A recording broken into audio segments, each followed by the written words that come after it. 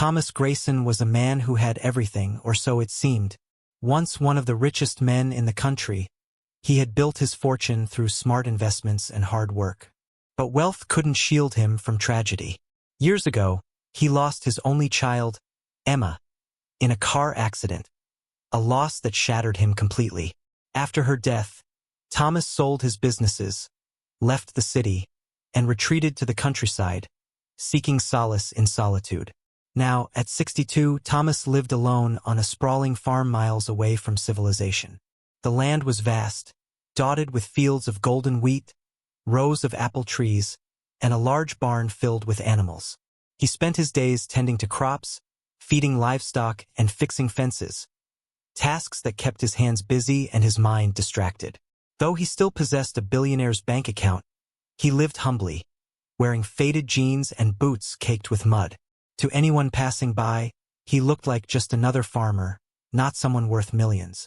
The townsfolk nearby knew little about Thomas except that he preferred to keep to himself. They respected his privacy, leaving him alone as he went about his quiet life. Occasionally, they'd see him driving his old truck into town for supplies, but he rarely stayed long or spoke much. It was clear he carried pain with him, though no one dared ask about it. Meanwhile, the small town buzzed with worry over a recent crisis. 3 siblings, 8-year-old Lily, 6-year-old Max, and 4-year-old Sophie, had gone missing days earlier. Their pictures were plastered all over posters, social media, and news reports. Search parties scoured forests, rivers, and abandoned buildings, but there was no sign of them.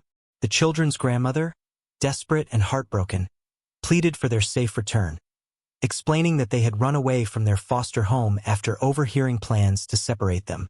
Unbeknownst to Thomas, the search had reached the outskirts of his property. Volunteers combed nearby woods and fields, hoping for clues. But Thomas remained unaware of the commotion. He avoided newspapers, ignored TV broadcasts, and didn't own a smartphone.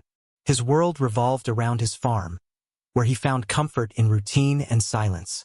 One stormy evening, as rain lashed against the windows of his farmhouse, Thomas prepared to turn in for the night. Before heading inside, he decided to check on his animals one last time.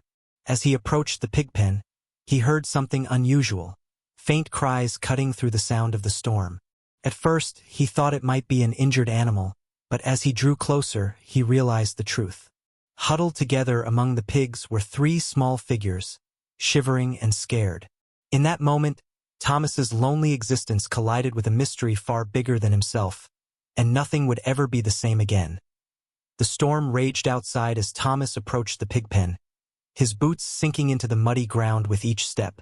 The cries grew louder, and his heart pounded in his chest. "Who's there?" he called out, his voice firm but gentle. Peering through the rain-soaked darkness, Thomas spotted 3 small figures huddled together among the pigs. They were soaked to the bone, their clothes torn and dirty, their faces streaked with dirt and tears. One of them, a little girl clutching a tattered blanket, looked up at him with wide, frightened eyes.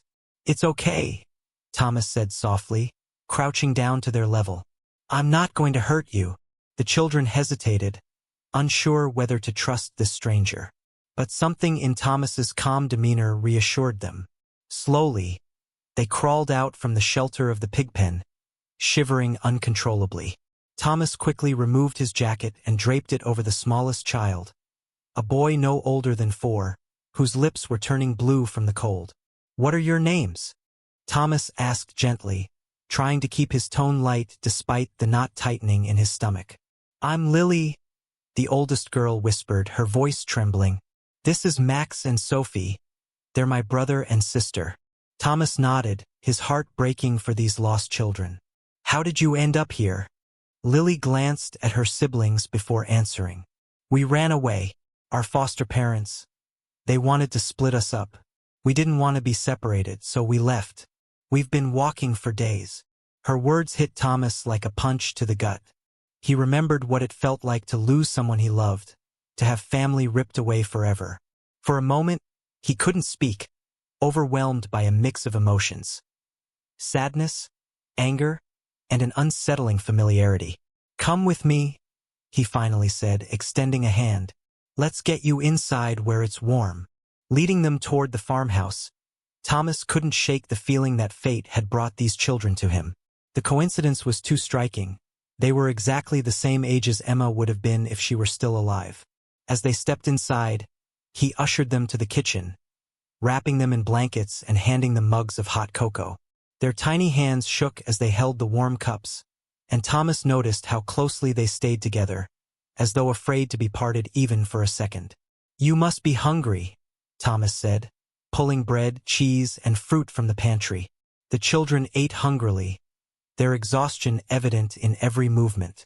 Watching them, Thomas felt a surge of protectiveness. These kids had been through so much, yet they clung to hope and each other. After they'd eaten, Lily looked up at him with tear-filled eyes. "Are you going to call the police?" Thomas hesitated, then nodded. "Yes, I need to let them know you're safe. But don't worry, I won't leave your side until you're reunited with your family." As he picked up the phone to dial the authorities, memories of Emma flooded back. He could picture her laughing, running through the fields, her hair catching the sunlight. The pain was sharp, but this time it was mixed with something else. Hope.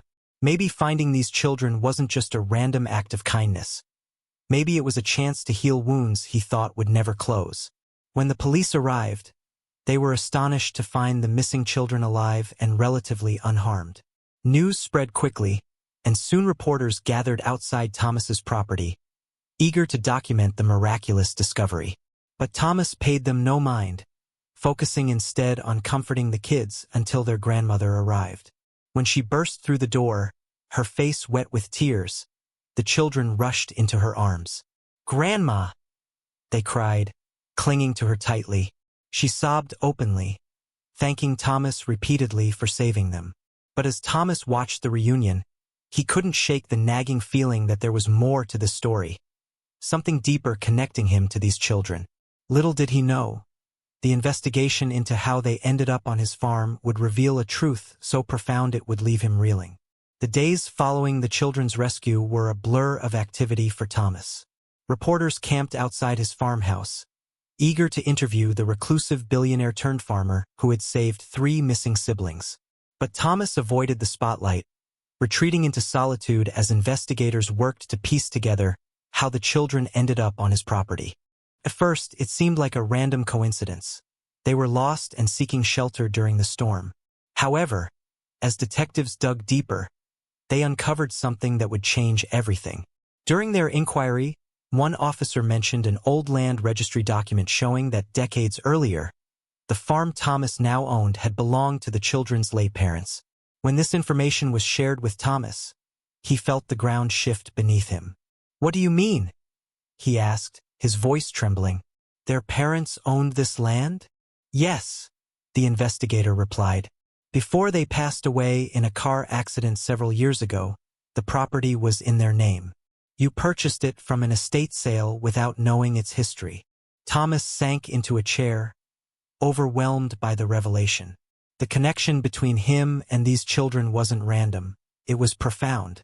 Fate had brought them here, to land once cherished by their family, and into the care of a man whose own life had been defined by loss. Memories of Emma flooded back, sharper than ever before.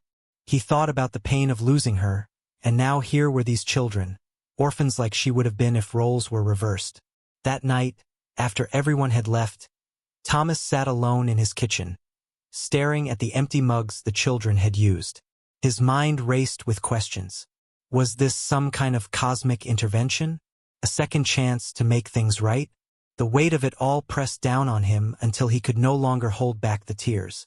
For the first time in years, he let himself cry. Not just for Emma, but for the children, for their parents, and for the grief they all shared. The next morning, Thomas decided to visit the children at their grandmother's house. She welcomed him warmly, inviting him inside. The kids lit up when they saw him, running to hug him as though he were an old friend. Their trust and affection touched him deeply, reminding him of the joy Emma used to bring into his life. "Thank you again," the grandmother said, her eyes filled with gratitude. "You've given us our family back." Thomas shook his head. No, ma'am. You've given me something I didn't know I needed. A reminder that life goes on, even after loss. As they talked, Thomas learned more about the children's struggles. Their foster home had been overcrowded and neglectful, leaving them desperate to stay together. Hearing this broke Thomas's heart further. He realized he couldn't simply walk away. These children deserved better, and he had the means to help. I want to rebuild your family home, Thomas told the grandmother firmly. It's the least I can do. She protested at first, insisting she couldn't accept such generosity. But Thomas wouldn't take no for an answer. This isn't charity, he explained. It's repayment for what fate gave me when I needed it most. Over the following weeks, Thomas poured his resources into restoring the children's original home. He hired contractors, sourced materials, and oversaw every detail personally. The process was cathartic, giving him purpose and a sense of redemption. Each hammer strike and fresh coat of paint symbolized healing, not just for the children's family but for his own fractured soul. Meanwhile, Thomas grew closer to Lily, Max, and Sophie. He visited often, bringing books, toys, and homemade treats. They began calling him Uncle Tom, a nickname that made his heart swell with pride. Through them, he rediscovered laughter and love, filling the void Emma's absence had left behind. One afternoon, as they played in the newly restored yard, Lily approached Thomas with a thoughtful expression. "Why are you doing all this for us?" she asked. "We're just kids." Thomas knelt down to her level, placing a hand on her shoulder. "Because you remind me of someone very special," he replied softly. "And because sometimes, life gives us chances to fix what's broken, to start over." Lily nodded, hugging him tightly. In that moment, Thomas realized something profound.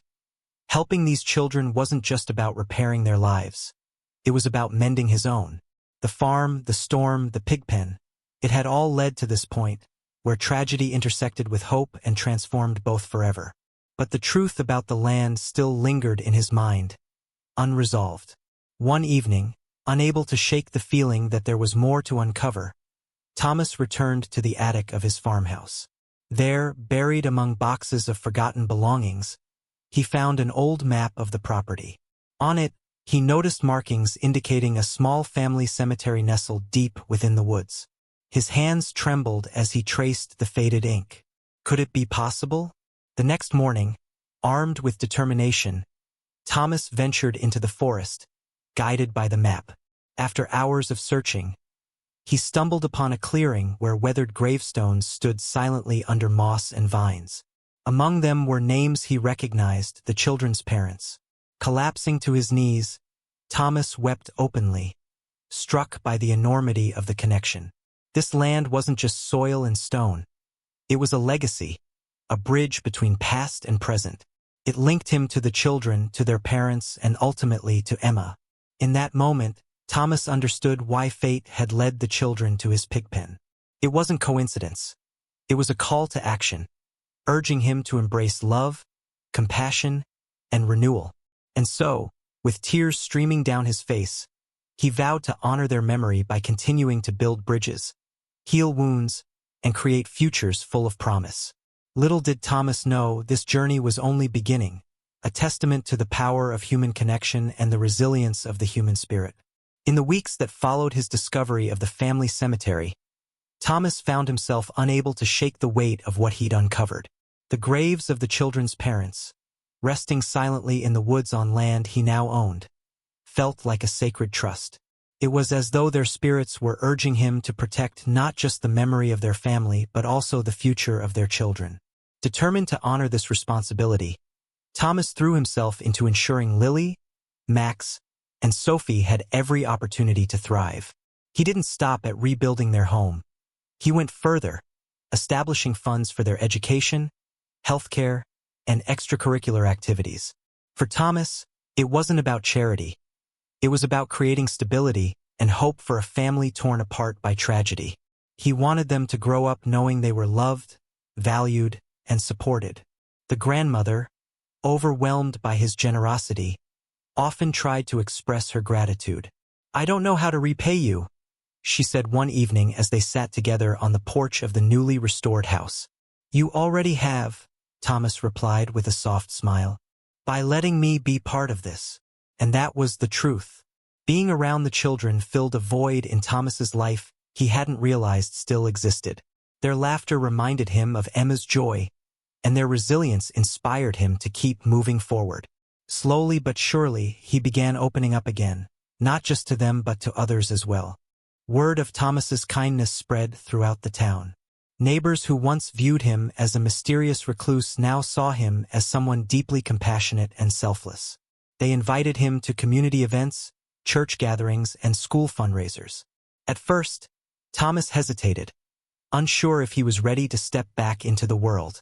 But the children encouraged him, dragging him along to festivals and picnics with infectious enthusiasm. One summer afternoon, during the town's annual harvest fair, Thomas stood beside Lily as she proudly showed off a painting she'd made in art class. This is Uncle Tom's farm, she explained to a group of admirers, pointing to the colorful depiction of rolling fields and animals. He saved us. Thomas chuckled, ruffling her hair affectionately. No, sweetheart, you saved me. As time passed, Thomas realized the impact of his actions extended beyond the immediate family. Inspired by the children's strength and the connections he'd forged, he decided to expand his efforts. Using his wealth and influence, he launched programs aimed at supporting other families in crisis, those struggling with poverty, illness, or separation. He partnered with local schools, churches, and nonprofits to provide housing assistance, counseling services, and educational scholarships. For Thomas, these initiatives weren't just about giving back. They were about fostering resilience and unity. He believed everyone deserved a second chance, just as fate had given him through the children. His work became a testament to the idea that even in the face of loss, love could spark renewal. The children played a central role in shaping these efforts. Lily, now 9, became particularly passionate about helping other kids. She joined Thomas at fundraising events, sharing her story and encouraging donors to support families in need. Max, 7, loved volunteering at food banks, stacking cans with surprising determination. Even little Sophie, barely 5, brought smiles to everyone she met, handing out flowers or drawings to strangers. Watching them grow into such compassionate individuals filled Thomas with immense pride. They weren't just survivors. They were leaders, embodying the same courage and kindness that had carried them through their darkest days. And in turn, they helped Thomas rediscover his own strength. One evening, as the 4 of them sat around a campfire on the farm, Thomas reflected aloud. "Do you know why I think you ended up here?" he asked, glancing at the children. Lily tilted her head curiously. "Because of the storm?" "Partly," Thomas admitted. "But I think there's more to it. Maybe the land brought you here because it knew you belonged. Your parents' memories are tied to this place, and so is mine with Emma. We're all connected in ways we can't fully understand." Max frowned thoughtfully. "Does that mean we're supposed to help people too?" "Yes," Thomas replied, his voice firm yet gentle. "That's exactly what it means. Helping others isn't just something we do. It's who we are." The fire crackled softly as the children absorbed his words. In that moment, Thomas felt a profound sense of peace. The pain of losing Emma would always be a part of him, but it no longer defined him. Instead, it fueled his purpose, to create a legacy of love and compassion that would endure long after he was gone. As the years went by, Thomas became a pillar of the community, known not for his wealth but for his heart. People admired how he transformed his grief into action, turning tragedy into triumph. The children thrived under his care, excelling in school and pursuing dreams they once thought impossible. Lily aspired to become a teacher, Max dreamed of being a veterinarian, and Sophie declared she wanted to help everyone when she grew up. Even the farm itself seemed to flourish under this new chapter. The fields yielded bountiful crops, the animals thrived, and visitors often remarked on the warmth radiating from the property. It was as though the land itself had healed alongside its caretaker. One crisp autumn morning, Thomas led the children to the clearing where the cemetery lay hidden among the trees. Together, they placed fresh flowers on the gravestones of the children's parents. "Thank you," Lily whispered, her voice trembling with emotion, "for bringing us here, for everything." Thomas knelt beside her, placing a hand on her shoulder. "No, thank you, all of you. You've taught me how to live again." As sunlight filtered through the canopy above, casting golden light over the graves, Thomas felt a deep sense of closure. This land, once a symbol of loss, had become a beacon of hope, a reminder that even in the darkest moments, light could break through. Little did Thomas know, the ripple effects of his actions would inspire countless others to believe in the power of kindness, resilience, and human connection. Through the children, he had found not just redemption but a renewed sense of purpose, and a future brighter than he ever imagined. Years passed, and Thomas's impact on the community grew far beyond what anyone could have anticipated. What started as a personal mission to help Lily, Max, and Sophie blossomed into a movement that touched countless lives. His programs, focused on housing, education, and family support, became a lifeline for struggling families across the region. The once reclusive billionaire was now celebrated not for his wealth but for his compassion and dedication to making the world a better place. The children, now teenagers, played an integral role in shaping the foundation's initiatives. Lily, now 16, had developed a passion for teaching and often volunteered at local schools, mentoring younger students who faced challenges similar to hers. Her dream of becoming a teacher felt within reach, thanks to the scholarships Thomas had established. She credited him with showing her that kindness wasn't just an act, it was a way of life. Max, 14, spent most of his free time at the animal shelter Thomas had helped fund. He dreamed of becoming a veterinarian, inspired by the care and empathy animals showed even in difficult circumstances. Sophie, 12, remained the heart of their family, spreading joy wherever she went.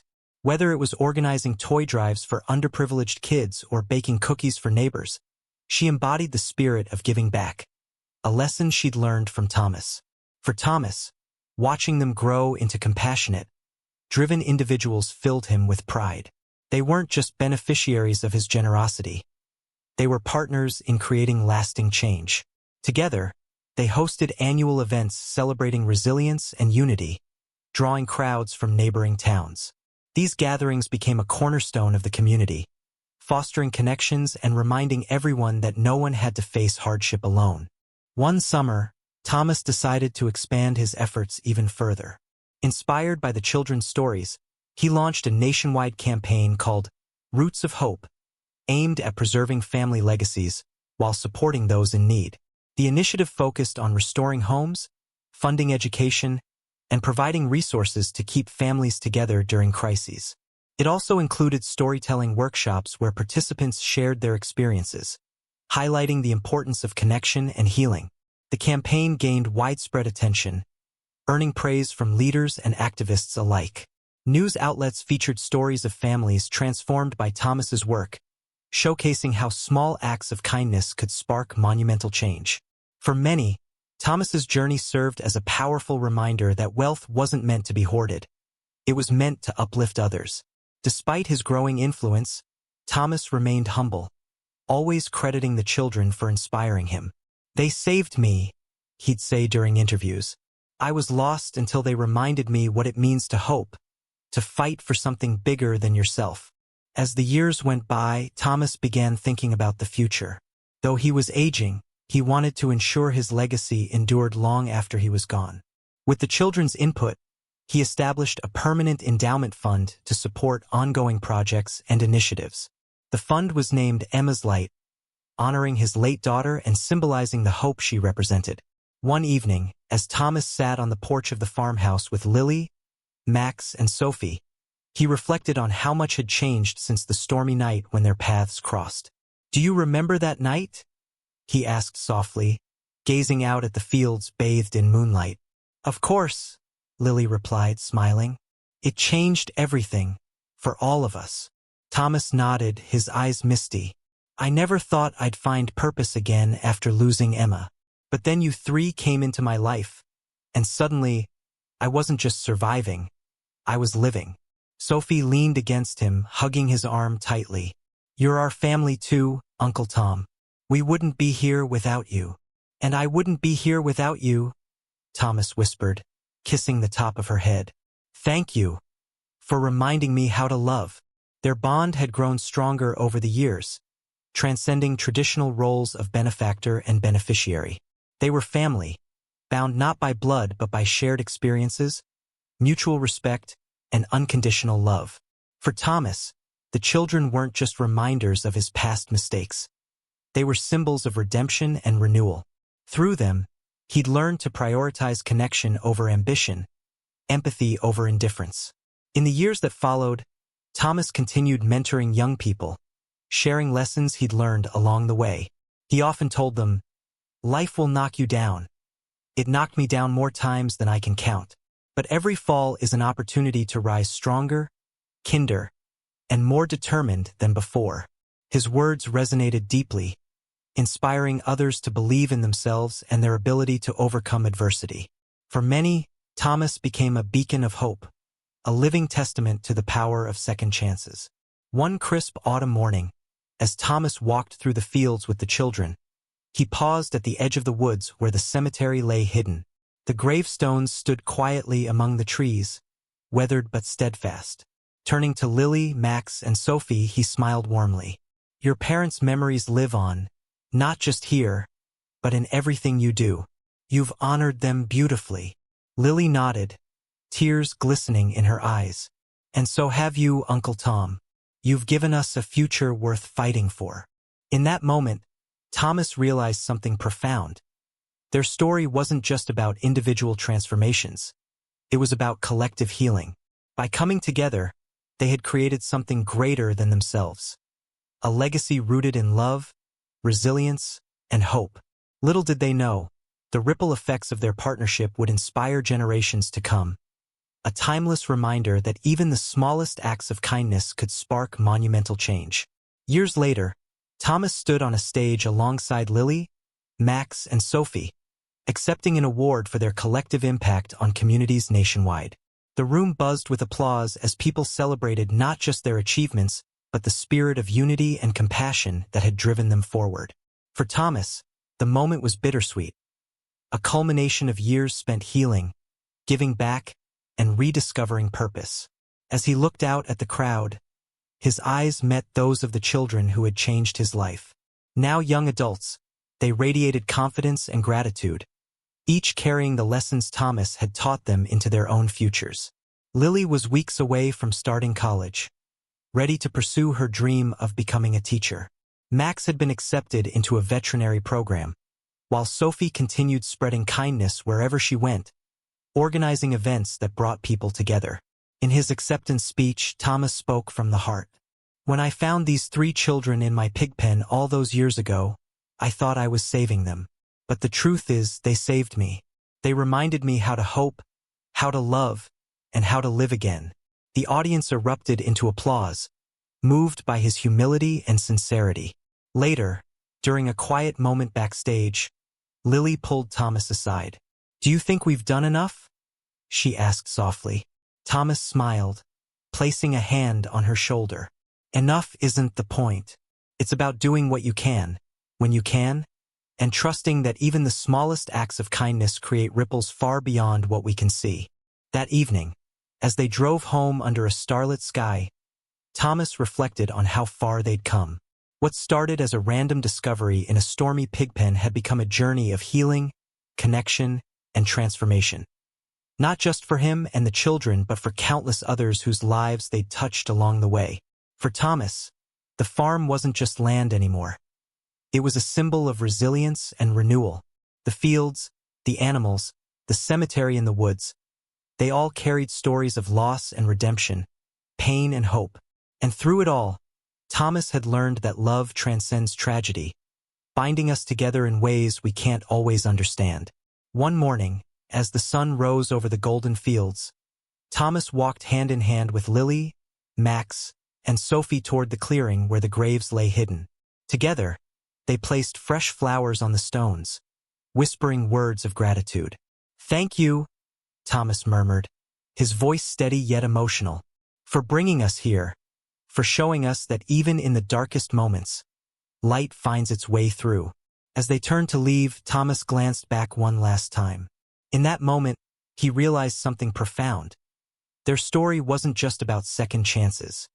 It was about creating legacies of love that endure long after we're gone. And so, with hearts full of gratitude and purpose, Thomas and the children stepped forward into the future, carrying the lessons of the past with them. Their journey served as a timeless reminder. True success lies not in what we achieve for ourselves, but in what we give back to the world. Love, presence, and compassion. They are the legacies that matter most.